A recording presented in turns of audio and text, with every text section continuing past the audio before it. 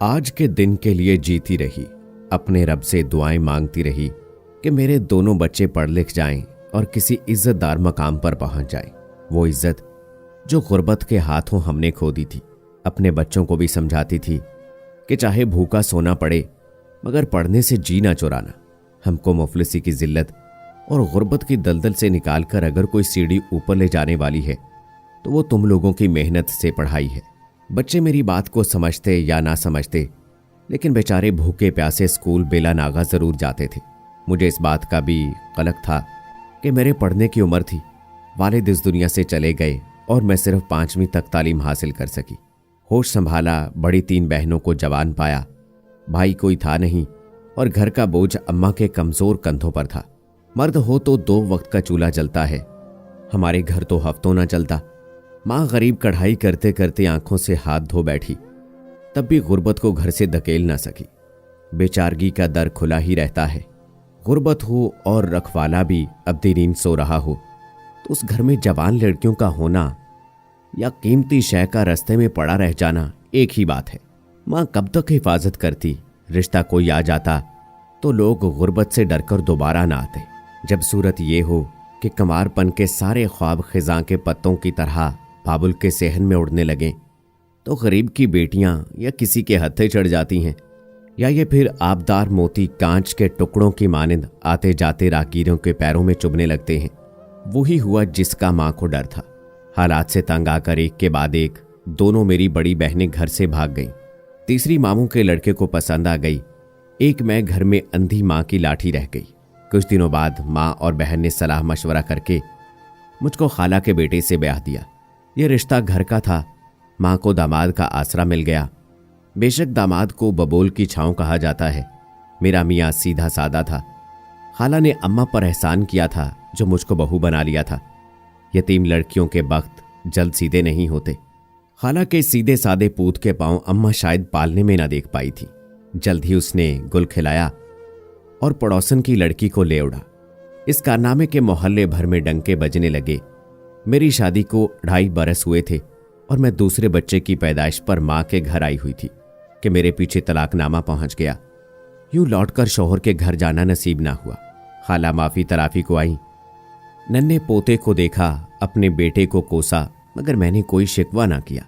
अब कुछ कहने का क्या फायदा था। तलाकनामा मिल चुका था।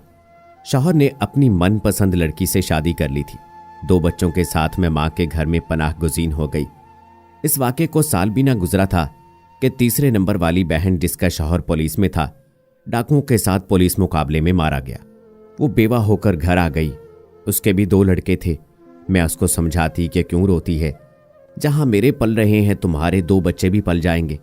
जिसने पैदा किया वो ही रिस्क भी देता है। मैं कोठी में काम करती हूँ, तुम भी किसी घर का काम कर लेना। ये मेहनत मजदूरी है, इसमें शर्माना कैसा। जिस घर में काम करती थी वहां 3 अफराद थे, माँ, बाप और एक जवान बेटा जिसका नाम नाजर था। शुरू में मुझसे नाजर कलाम नहीं करता था और ना ही कोई अलाका रखा। कुछ दिनों बाद वो सलाम करने लगा और उसे मुझसे काम भी पड़ने लगा। रफ्ता रफ्ता गले पड़ने लगा। मैं 20 साल की थी, सूरत भी अच्छी थी। मुफलिसी के बोझ से इतनी दबी हुई थी कि बात भी ना कर सकती थी। दोबारा घर बसाने का तसव्वुर क्या करती।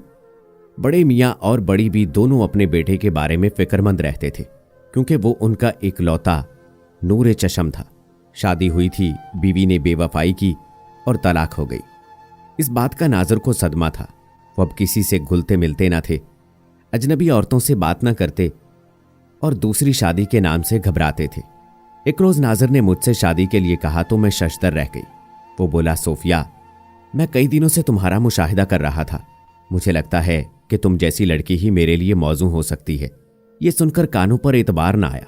मैं समझी कि वो मेरा मजाक उड़ा रहा है, मगर उसने अपने वालिदैन की कसम खाकर कहा कि वो सच कह रहा है। ये कोई मजाक की बात नहीं है, वो मुझसे ही शादी करना चाहता है। मैंने अपने दोनों बच्चों की मजबूरी बताई, उसका इरादा ना बदला।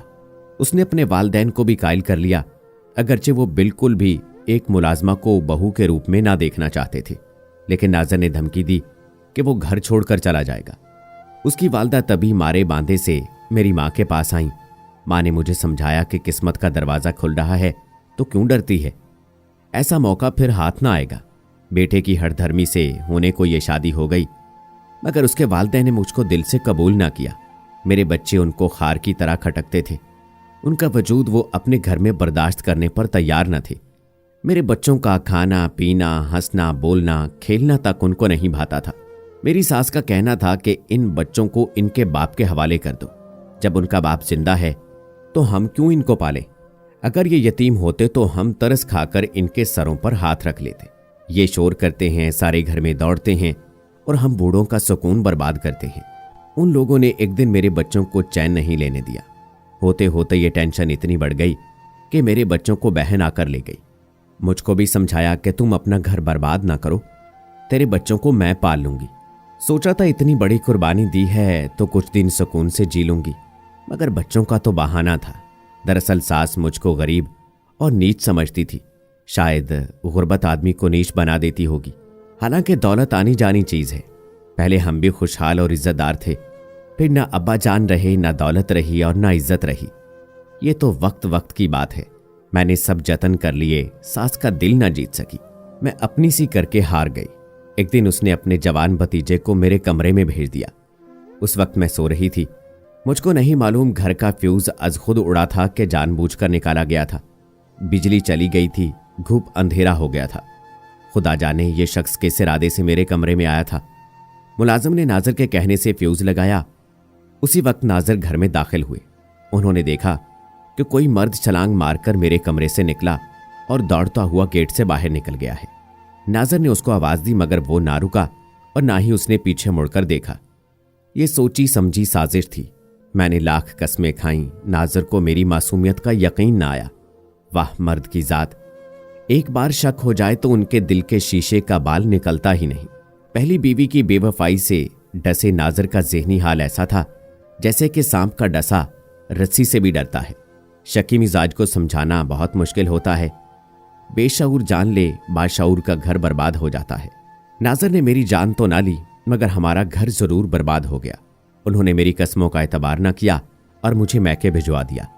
सास ने मेरी गैर मौजूदगी में कुछ इस किस्म की बातों से उनके कान भरे कि मुझको तलाक दिलवाकर दम लिया। वो नाजर को अक्सर इस किस्म की बातें कहती रहती थीं कि बेटा, तलाक याफ्ता औरतें छुप छुप कर अपने पहले शौहरों से जरूर मिलती हैं, खास तौर पर अगर उनके बच्चे हों। मैं मां के घर बैठ गई, अपने बच्चों को गले से लगाया। आंसू थम गए, दिल को राहत मिली। वो मेरी जुदाई से निढाल थे, मैं उनके बिछड़ने से या मसाल थी। क्या बताऊं कि मैंने क्या महसूस किया। मैंने खुदा का शुक्र अदा किया कि तलाक के बदले मुझको मेरे बच्चे वापस मिल गए थे, जो माँ बाप के होते यतीमी का दर्द सह रहे थे। इसी सोच से सुकून पा लिया कि घर बर्बाद हुआ, मगर मेरे लखते जिगर मेरी बाहों में आ गए हैं। अब ये मुझको याद करके बिलकेंगे नहीं और मैं इनको पढ़ाऊंगी। ये तो बाद में पता चला कि ये वाकया कैसे हुआ था। नाजर ने निकाह के वक्त कीमती जेवरात दिए थे जो उसकी पहली बीवी छोड़ गई थी, वो भी, और नए भी बनवाकर मुझको जेवरात से लाद दिया था। मैं उन जेवरात को अलमारी में रखती थी। मेरी सास को इस बात का बड़ा कलक था कि औरत जो उनके घर की मासी थी और झाड़ू पूंछा करती थी, उसकी झोली में बेटे ने इतने सारे गहने डाल दिए। चाहती थी किसी तरह ये वो मुझसे ले लें, मगर नाजर के खौफ से वापस नहीं ले सकती थी। उन्होंने इसी वजह से मेरा मैके जाना भी बंद करा दिया कि जेवरात मैके वालों को ना दे दूं। यूं मैं बच्चों की सूरत देखने को तरसने लगी। उस रोज फ्यूज उन्होंने निकलवाया और अलमारी की चाबियां पहले से मेरी सिंगार मेज की दराज से खिसका ली थी। फिर अपने भतीजे को बुलवाकर यह मंसूबा बनाया कि जब अंधेरा हो जाएगा टार्च की रोशनी में अलमारी से जेवरात निकाल ले। बाद में वो मुझ पर इल्जाम धरती कि जेवर इसने मैके वालों को दे दिए हैं। खुदा की करनी, ऐन वक्त पर नाजर बाहर से घर में आए। इसकी गाड़ी की आवाज सुनकर सास का भतीजा छलांग मारकर मेरे कमरे से निकला और दौड़ता हुआ कोठी से निकल गया। वो यही समझा कि अंधेरा है तो नाजर ने उसको नहीं देखा है। वाकई नाजर ने एक शख्स को मेरे कमरे से भागते जरूर देखा था, लेकिन उसका चेहरा नहीं देख पाए थे। फ्यूज लगवाकर वो कमरे में आए। मैं जाग गई थी। अलमारी बंद थी और जेवर भी जूं के तूं मौजूद थे। तभी उनको ये शक हो गया कि कोई मर्द मुझसे मिलने आया था। जलती पर तेल का काम मेरी सास के इस बयान ने किया कि चूंकि हम सोफिया को घर से बाहर अकेले नहीं निकलने देते, इसका पहला शौहर इससे मिलने आया होगा। इस होगा के मफरूजे ने नाजर का दिमाग घुमा दिया। जब वो पूछते तुम्हारे कमरे में कौन आया था और फ्यूज किसने निकाला था, मैं उनका मुंह देखती रह जाती थी। सच बता दूं, मैं कुछ ना कहूंगा, माफ कर दूंगा, मगर झूठ मत बोलो। और सास कहती, अगर चोर था तो रात के 10 बजे क्यों आ धमका, जबकि अभी हम जाग रहे थे। उसको पहले से किसी ने आने की राह दी और वो सिर्फ सोबिया के कमरे में ही क्यों गया? और भी तो कमरे थे, उधर ना गया। ये क्या माजरा है? खैर, उन्होंने जो कहा, जिस तरह कहा, नाजिर का दिल मेरी तरफ से फेर दिया और उन्होंने मुझे तलाक दे दी। अब एक अंधी माँ और बेवा बहन थी और मैं दोबारा की तलाक याफ्ता। हमारे 4 बच्चे और हम सबका एक ही खुदा ही आसरा था। रात को सोते मैं सोचती कि सुबह के लिए कुछ नहीं है। बच्चे भूखे बगैर नाश्ते के कैसे स्कूल जाएंगे? उनका फाका होगा तो कैसे पढ़ेंगे? मगर शुक्र है उस रब्बे करीम का कि उसने करम किया। हम भूखे सो जाते तो वो सुबह दम कहीं से रिज़्क़ का इंतज़ाम कर देता। भूखे उठते मगर कभी भूखे सोते नहीं। वो गैब से रूखी सूखी मुहैया करता रहा। ये सोच करके हम दोनों बहनें जिंदगी के दुख समेटती रहीं कि एक रोज़ हमारे बच्चे बड़े हो जाएंगे। इस तारीख रात के सहर हो जाएगी जब हमारे बच्चे बड़े हो जाएंगे। लोग हमको दूसरों के घरों के झूठे बर्तन मांजने वाली मासियां कहकर हकारत से ना देखेंगे। हमारे ख्वाब की तामीर मिल गई। हम बहनों के 4 बच्चों ने तालीम मुकम्मल की और हम दोनों ने उनको मंजिल तक पहुंचाने की खातिर अनथक मेहनत की। फिर अल्लाह का करम हुआ, हमारे बेटे यके बाद दीगरे मुलाजमत पाते गए। घर में अब 4 कमाने वाले मर्द थे तो आटे का कनस्तर खाली न था और कल की रोटी का खौफ न सताता था। रफ्ता रफ्ता जिंदगी बदलने लगी, घर में रिज्क बढ़ने लगा, रुपए पैसे की कमी ना रही। हमने वो घर फरोख्त करके एक दूसरे मोहल्ले में नया घर ले लिया। हम दोनों बहनों के दिल दर्द दूर हो गए।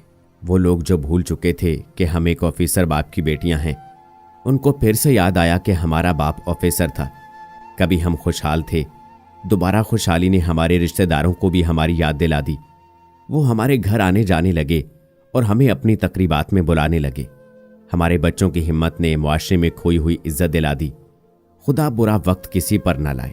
मैं तो अक्सर सोचती हूँ शायद अल्लाह ताला दुख देकर भी आजमाता है।